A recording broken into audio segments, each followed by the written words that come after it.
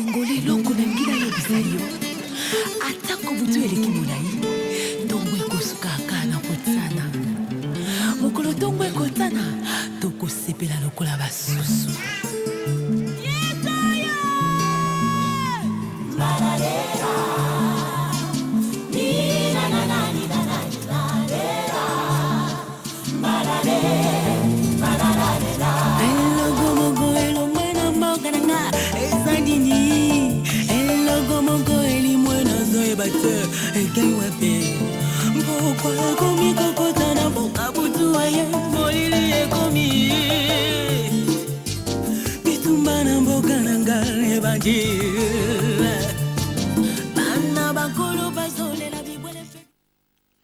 Bonsoir bien-aimés dans le Seigneur. Merci de vous savoir nombreux devant vos petits écrans pour suivre votre émission Plan de Dieu pour la RDC. Plan de Dieu pour la RDC, comme nous tenons toujours à vous le dire, est une émission conçue et produite par le Fonds congolais pour l'évangélisation mondiale, un ministère qui s'attelle à soutenir l'évangélisation dans le monde. À la présentation de ce soir, c'est votre bien-aimé, le pasteur Adolphe Kachumba. Ce soir, nous allons encore parler des enjeux électoraux face au plan de Dieu pour la RDC. Comme je vous ai dit la fois passée, nous avons fait une entre-parenthèse en coupant un peu la série de nos émissions que nous faisions sur le plan de Dieu pour une nation, pour insérer un peu ce sujet qui est d'actualité dans notre pays. Du moment que le plan de Dieu cadre aussi dans cette activité-là, voilà pourquoi nous avons tenu à parler des élections dans notre pays. Ce soir, je ne suis pas seul, j'ai des invités que vous allez découvrir. Premièrement, nous allons recevoir le président du Fonds congolais pour l'évangélisation mondiale, à l'occurrence frère Thomas Kitombo, qui n'est pas à présenter, d'autant plus qu'il a déjà passé plusieurs émissions avec nous sur ces plateaux. Bonsoir frère Thomas. Bonsoir. Nous voulons d'abord savoir que vous puissiez définir un peu, dire à nos téléspectateurs, qu'est-ce qu'est FOSEM? Qu'est-ce qu'est le Fonds congolais pour l'évangélisation mondiale? Ok, merci pour la question. Le Fonds congolais pour l'évangélisation mondiale, c'est une organisation spirituelle qui existe depuis 14 ans, qui a comme mission principale, c'est le soutien financier à l'évangélisation mondiale. Donc, le Fonds congolais donne des moyens financiers aux évangélistes qui veulent aller prêcher la parole de Dieu dans le monde entier. Eh bien, à part le fait que le Fonds congolais a cette mission principale, il a encore une autre mission secondaire, mais qui est reliée à la première mission-là. Elle a comme mission également secondaire celle de pouvoir vulgariser le plan de Dieu pour la République démocratique du Congo. Je crois que les missions que vous présentez souvent, de pasteur Adolphe, le titre c'est le plan de Dieu pour la RDC. Oui. Nous voulons tout justement, à travers cette émission-là, faire connaître aux Congolais d'abord l'existence d'un plan que Dieu a dressé pour ces pays-ci et que nous voulons faire connaître réellement que le salut de la RDC passe par ces plans de Dieu pour la RDC. Donc c'est que, si je comprends bien, c'est que nos amis peuvent retenir la mission première de FOSEM, c'est soutenir l'évangélisation, et la mission secondaire, c'est vulgariser le plan de Dieu pour la RDC. Oui, c'est ça exactement. Et cette organisation-là, comme je l'ai dit tout à l'heure, c'est une organisation spirituelle. Elle est composée tout simplement de partenaires. Donc, ce sont des Congolais, monsieur tout le monde. Ça peut être une maman qui vend des arachides au coin de la rue, ça peut être un cadre dans une entreprise, ça peut être un PDG. Eh bien, nous avons des partenaires, en tout cas dans toutes les catégories sociales, qui cotisent chacun en fonction de ses moyens pour l'évangélisation mondiale. Alors, cet argent qui est récolté, sur base des candidatures des évangélistes, des groupes d'évangélisation qui veulent aller faire des actions d'évangélisation, nous leur donnons les moyens financiers pour aller évangéliser, que ce soit dans les différents coins de la RDC, que ce soit en Afrique, que ce soit dans le monde entier.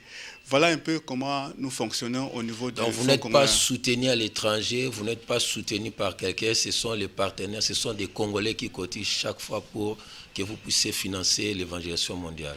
Ben, je ne voulais pas d'abord, dans un premier temps, au cours de cette émission, entrer vraiment dans le vif sujet de ce que c'est le plan de Dieu pour la RDC. Mais si je peux dire quelque chose, c'est que tout justement, par rapport à la vision de Dieu pour la nation congolaise, c'est que les richesses de la RDC doivent servir pour l'évangélisation mondiale. Dieu n'a pas mis cela d'abord rien que pour nous les Congolais, il a mis d'abord ces richesses pour lui-même, Dieu.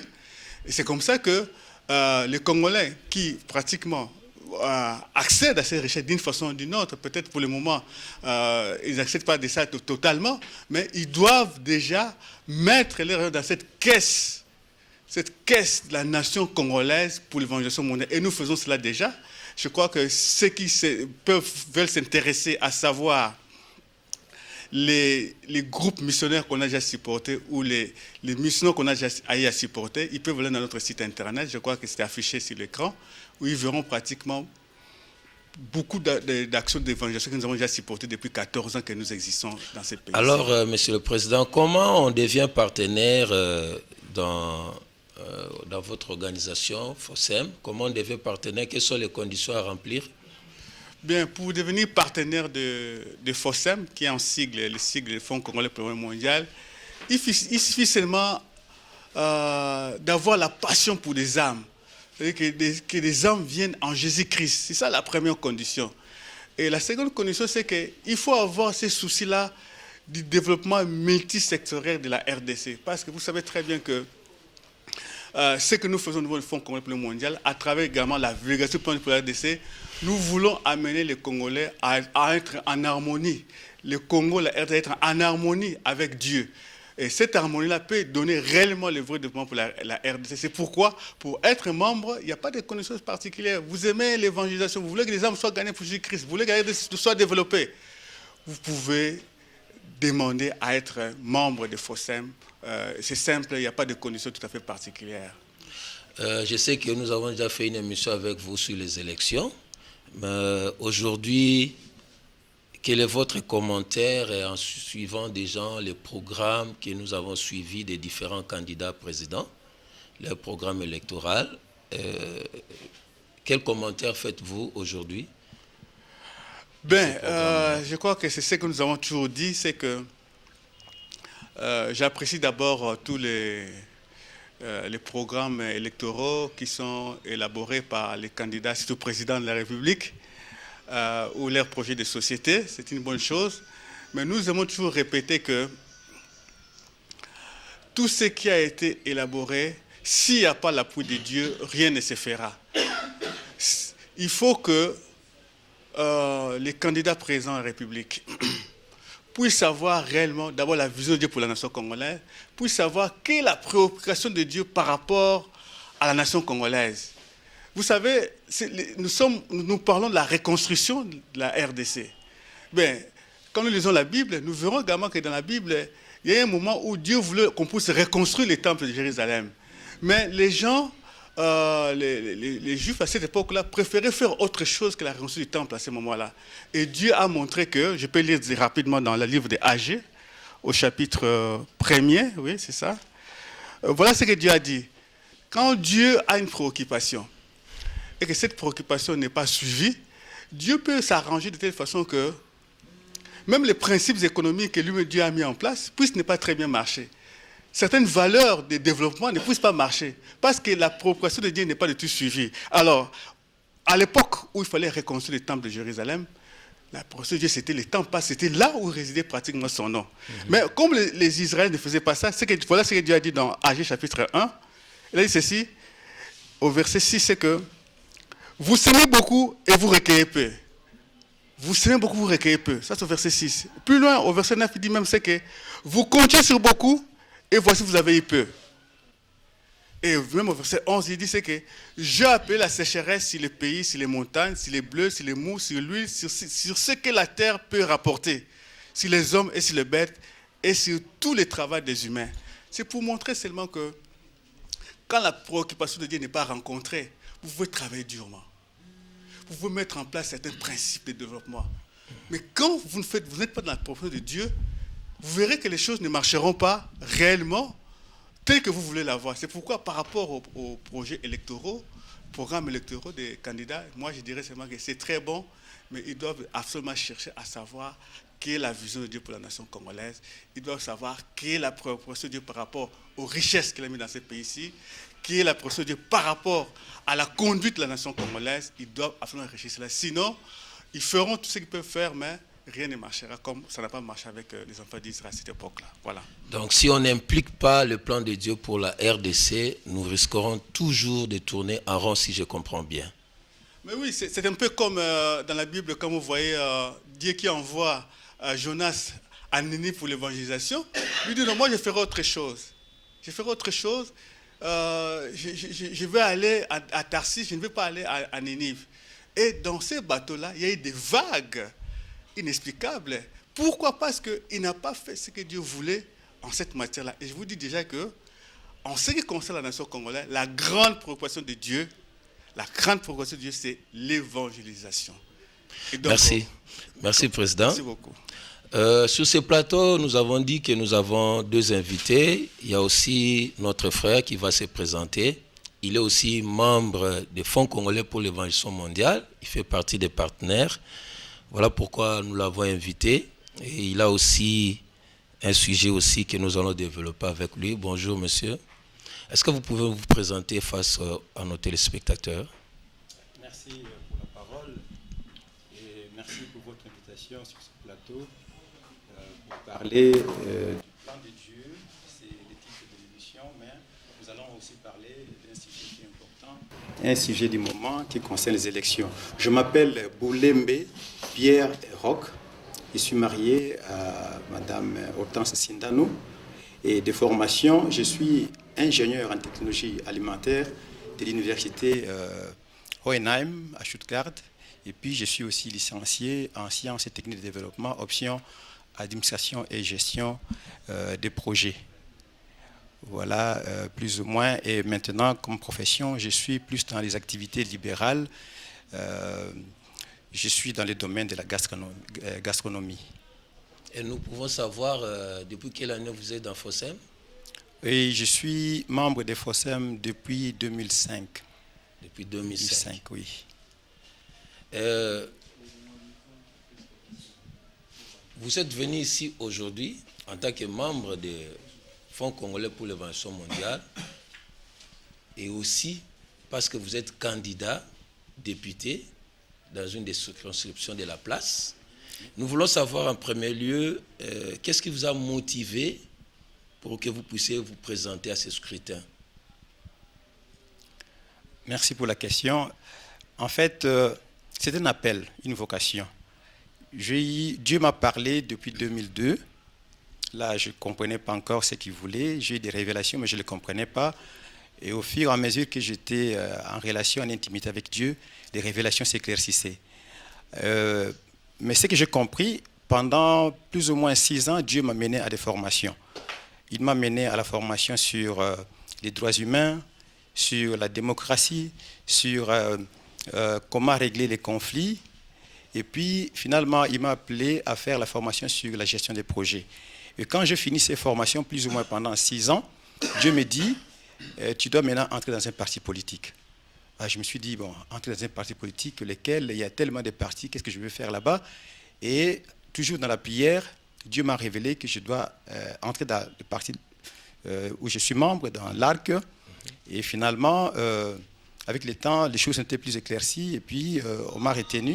Donc, je suis devenu membre de l'ARC. On m'a retenu comme candidat député national pour les législatives 2011. Est-ce que nos amis qui nous suivent peuvent connaître votre programme électoral? Quel est votre programme électoral? Merci. Avant que je réponde à cette question, je voudrais d'abord donner quelques fonctions, disons les fonctions d'un député national, parce qu'il se dit beaucoup de choses lorsque nous sommes sur le terrain. les gens ne comprennent pas tellement ce que doit faire un député national. Alors je voudrais, avant de répondre à cette question, donner les 3 fonctions. Un député national a 3 fonctions principales. La première fonction, c'est que nous appelons la représentation politique, c'est-à-dire il reçoit les mandats de la population, il représente la population au niveau du Parlement, il doit parler de leurs problèmes. Comme il est mandaté par la population, il doit aussi rendre compte à cette population. C'est ce que nous appelons la redevabilité. Et la deuxième fonction, c'est la fonction législative, c'est-à-dire le député initie et vote des lois pour la nation. Et la troisième fonction, c'est la fonction qui consiste à contrôler le pouvoir exécutif, le service public, les entreprises publiques, hein, que toutes ces choses, que les institutions fonctionnent bien. Voilà les 3 fonctions d'un député national. Et par rapport à mon programme électoral, mon programme s'articule autour de 3 points. Lorsque nous prenons disons, la Constitution, dans le préambule, on nous parle déjà de Dieu, qu'on reconnaît Dieu comme l'autorité suprême.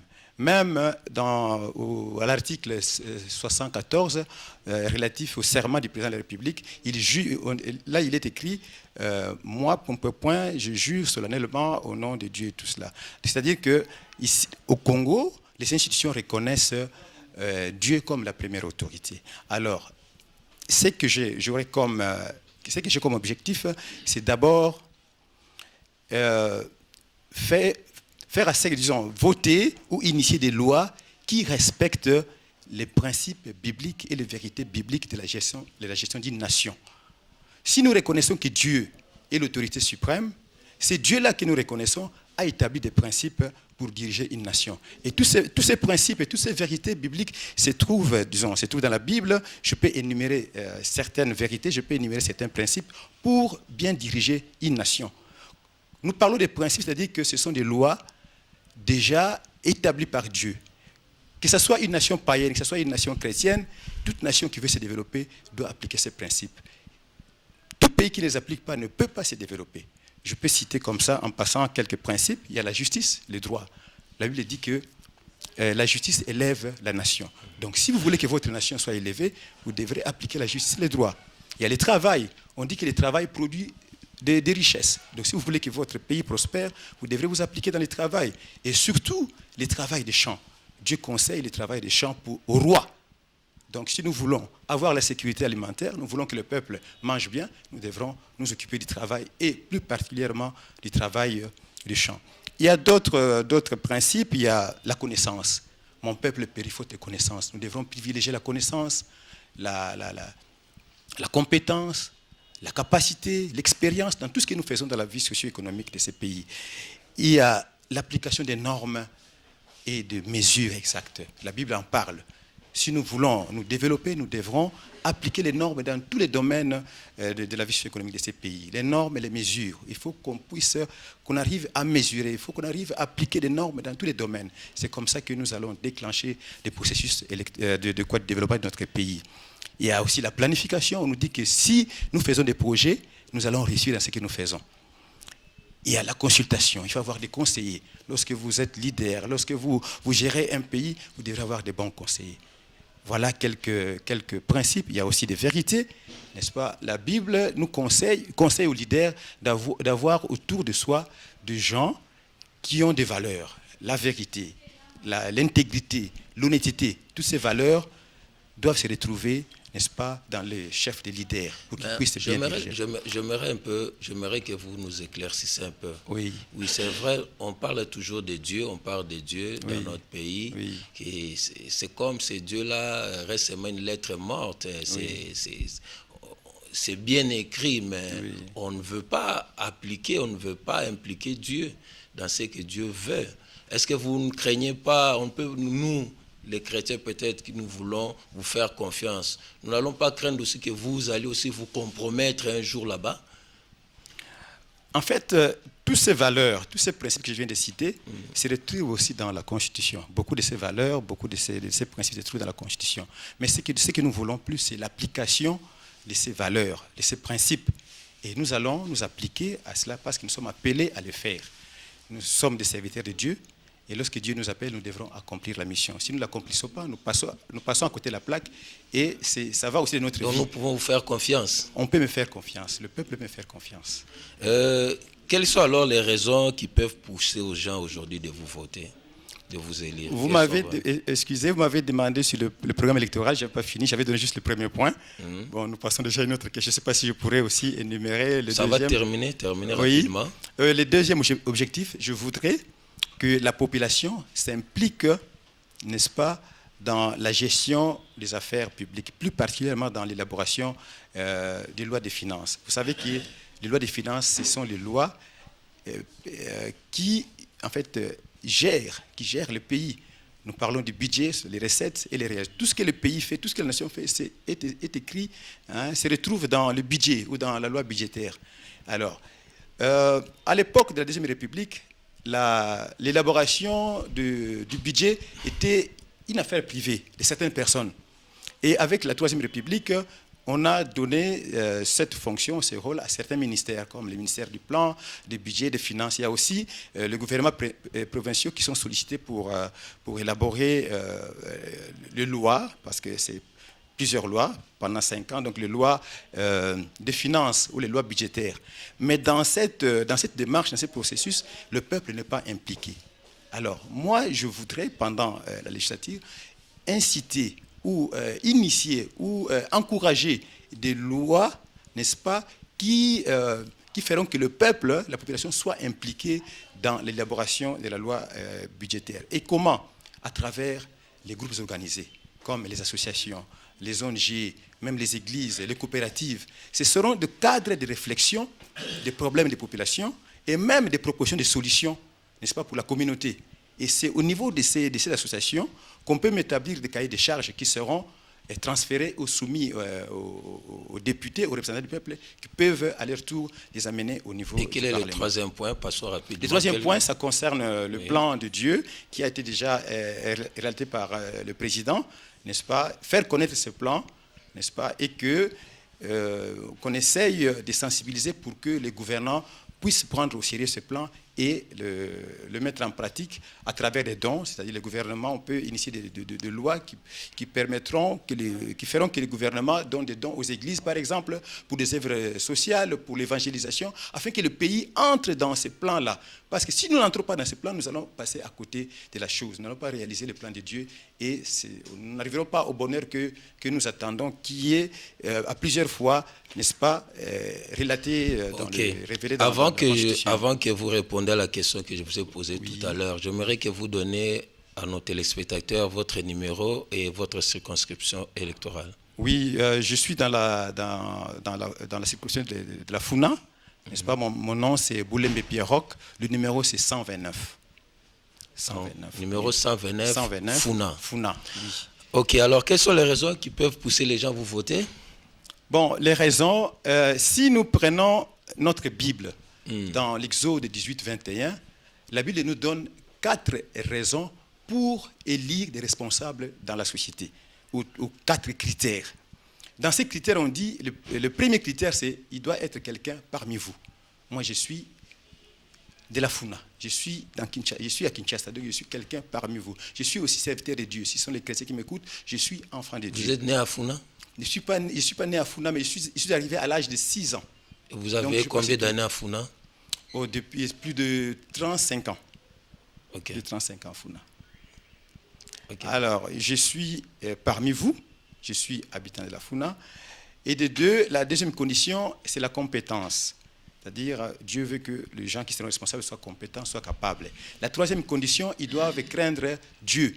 La quatrième, il ne doit pas être cupide, c'est-à-dire s'enrichir d'une façon malhonnête. En tant que serviteur de Dieu, je pense que, et par rapport à ma formation académique, je pense que j'ai réuni toutes ces conditions. Et par rapport aussi à mon programme électoral que vous aviez suivi, je pense que vos cœurs ont été touchés et vous allez vous associer à moi pour... Ok, merci. Nous allons revenir à vous. Nous terminons avec le président parce que nous sommes presque à la fin de cette émission. Pourquoi FOSSEM peut inviter aujourd'hui un candidat? C'est parce que FOSSEM a des partenaires, mais ces partenaires... ils sont aussi l'objet des attaques de l'ennemi. nos partenaires financiers. Parce que vous savez que dans l'évangélisation, il y a celui qui est sur le champ missionnaire, il y a l'intercesseur et le financier. Alors, aussi bien l'évangéliste que les partenaires financiers est soumis aux attaques. Alors, nous le soutenons par la prière, par des formations, surtout dans les domaines financiers, comment faire les affaires avec Dieu. Mais évidemment, si nous avons invité par exemple notre frère Boulem, que je connais bien, donc je souscris à ce qu'il a dit, parce que je le connais très bien en tant qu'enfant de Dieu, c'est parce que nous voulons, effectivement, comme il l'a dit lui-même, nous voulons avoir des députés qui connaissent les plans de Dieu pour la RDC. Nous faisons la promotion de nos partenaires. Parce que si les députés, il n'y a pas seulement l'aspect, comme on l'a dit, l'aspect défendre les intérêts de la nation, il y a également l'aspect qu'ils pourraient également contribuer davantage pour le soutien financier à l'évangélisation mondiale. Merci beaucoup, Président. Qu'est-ce que nos amis peuvent retenir de vous aujourd'hui? Moi, je suis candidat à la députation nationale. Je suis candidat à la députation nationale à la FUNA, disons, dans la circonscription de la FUNA. Mon numéro, c'est 129. Il peut me faire confiance par rapport à mon programme électoral. Il peut me faire confiance par rapport à mes compétences. Il peut me faire confiance étant serviteur de Dieu. Donc, je vais, pendant cette législature, répondre à toutes, disons, faire un effort pour que les programmes que j'ai présentés soient accomplis. Merci beaucoup, chers téléspectateurs. C'était votre émission Plan de Dieu pour la RDC. Ce soir, nous avons reçu le président Thomas Kitombo qui nous a parlé des FOSEM. Vous avez compris comment on devient membre des FOSEM, comment devenir partenaire des FOSEM. Nous allons revenir encore prochainement sur FOSEM pour comprendre comment fonctionnent les actions qu'on a déjà menées. Et nous avons aussi reçu notre frère Boulembi, qui est candidat député à la FUNA, numéro 129, vous avez dit ? 129. Numéro 129, circonscription de la FUNA. Bonsoir chez vous, portez-vous bien, à la prochaine. Merci.